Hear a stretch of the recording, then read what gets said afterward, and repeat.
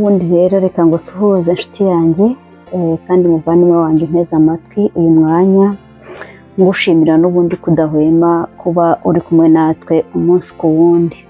Uyu munsi reka dutangize isomo nk'uko bisanzwe, isomo riboneka mu gitabo cy'umubwiriza igice cya 11 umurongo wa 2 hakubwira ngo ubigabanye 7 ndetse n'8 kuko utazi ibyago bizatera ku isi ibyo ari byo. Tumaze iminsi tuganira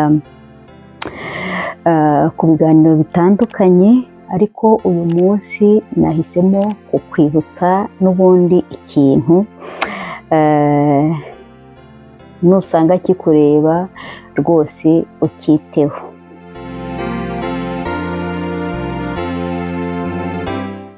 Muri no minsi turi mu bihe abantu bamaze gutakaza icyanga cyo gukunda bagenzi babo, cyo gufasha bagenzi babo, cyo kwita kuri bagenzi babo. Ugasanga umuntu arashyiraho amananiza: nudakora ibi ndakora ibi, nutama ibi ntabwo urabura ibi, nutagira gutya uraba utari gutya. Ugasanga nyine kugira ngo uyu munsi umuntu abe yakugirira icyizere, nawe hari ubundi buryo ugomba kubaho kugira ngo wa muntu ubane nawe. Ariko ntabwo aricyo nshaka kuvuga uyu munsi. Uyu munsi nshaka kuvuga kuri wowe ufite ideni rya mugenzi wawe, wowe ufite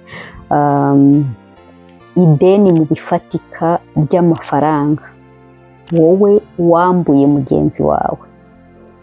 Uyu munsi nakubaza nti kubera iki wambuye mugenzi wawe?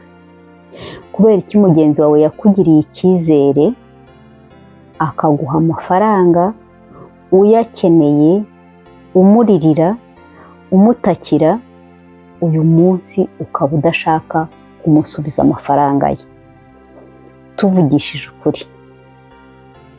Tuvugishije ukuri, kubera iki utishyura amafaranga ya mugenzi wawe?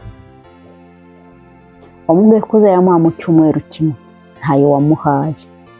Wamubwiye ko uzayamuha mu byumweru 2, ntayo wamuhaye. Ukwezi kurashira, amezi 2 arashira, amezi 6 arashira, amezi 12 arashira, warinumiye. Urumva bimeze gute? Mu mutima wawe urumva umeze gute? Nshuti yanjye, ishyura amafaranga ya mugenzi wawe. Kuba umuntu yaraguhaye amafaranga ye ntabwo ari uko yarabuze icyo yakoresha. Kuba umuntu yaraguhaye amafaranga ye ntabwo ari uko yari yamubanye menshi. Kuba umuntu yaraguhaye amafaranga ye ni uko yagira ngo nawe ugire ubuzima bworoshye, ukemura ikibazo wari urimo. Yakugiriye impuhwe, yishyize mu mwanya wawe, yumvishe uburibwe ufite, akugirira neza, agutiza amafaranga. Kandi ujya kuyamusaba wamwerekaga ko ufite aho uzayakura. Kubera iki utishyura amafaranga y'abandi? Kubera iki utishyura amafaranga ya mugenzi wawe?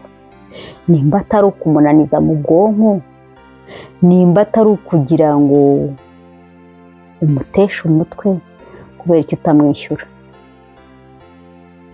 Kubera iki utishyura ideni ry'abandi? Amafaranga warayabuze? Ntabwo wayabuze. Reka nkubwire impamvu abantu benshi batishyura amafaranga baba bagurijwe.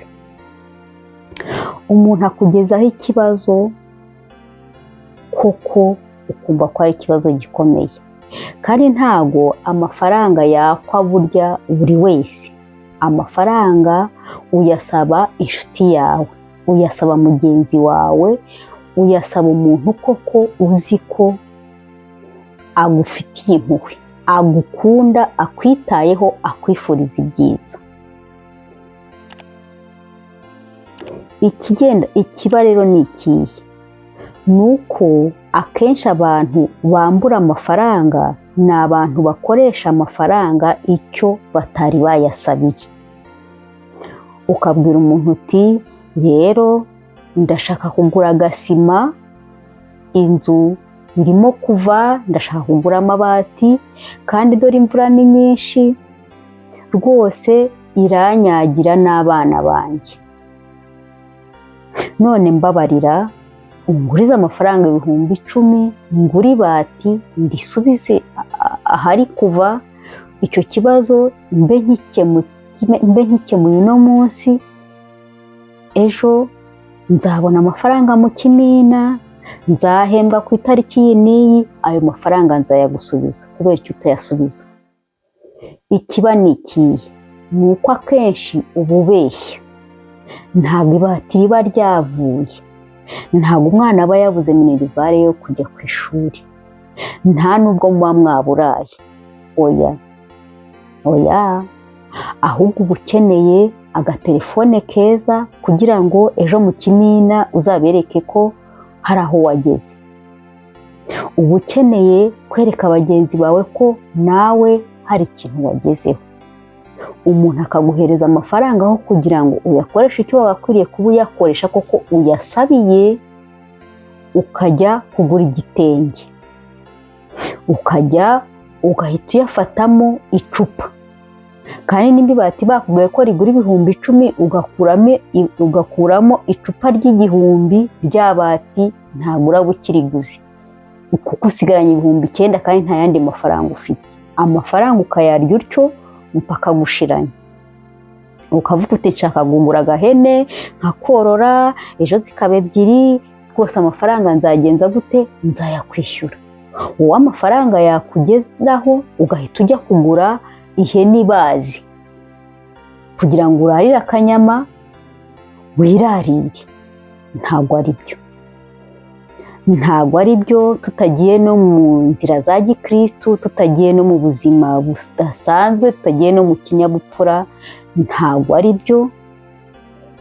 Umwenda ni ibisanzwe, gusaba mugenzi wawe amafaranga ni ibisanzwe, gufatikanya muri iyi si ni ibisanzwe, ariko ishyura.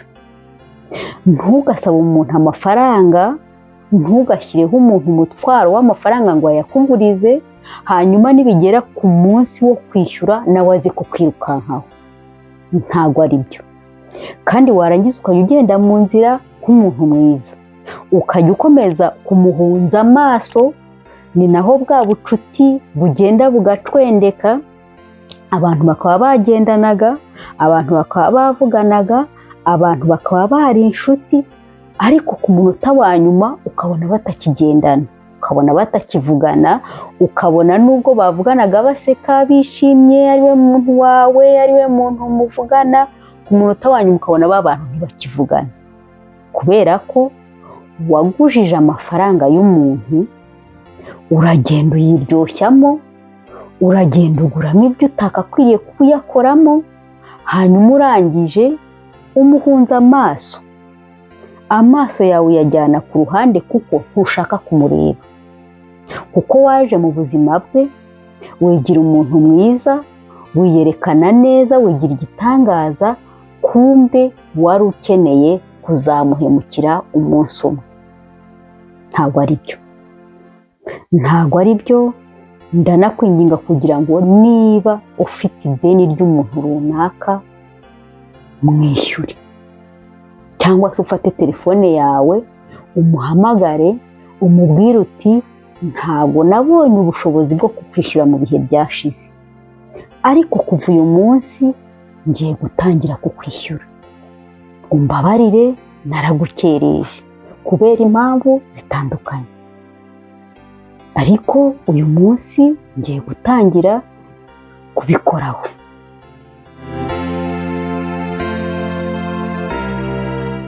Ntabwo nshaka kuguca intege wowe wagurije bagenzi bawe amafaranga, ntabwo ari amakosa, ntabwo ari faiblesse, ntabwo ari uko wari ufite menshi, ahubwo nuko bakwihishemo.